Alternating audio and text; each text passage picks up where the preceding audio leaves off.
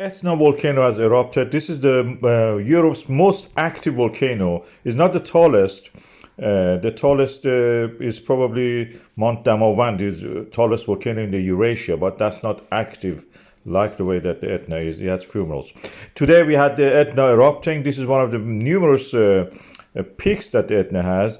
3,357 meters. That's the highest point of this volcano. It had an ash cloud rising. This is a very rich magma, rich in water, volatiles. So it explodes instead of running or flowing. And during this explosion in the night, you can see it practically creating a lot of, volcanic bombs.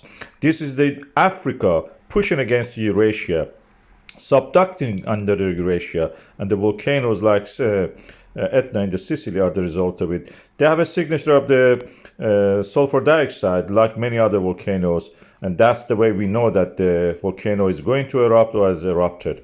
Of course, pollution creates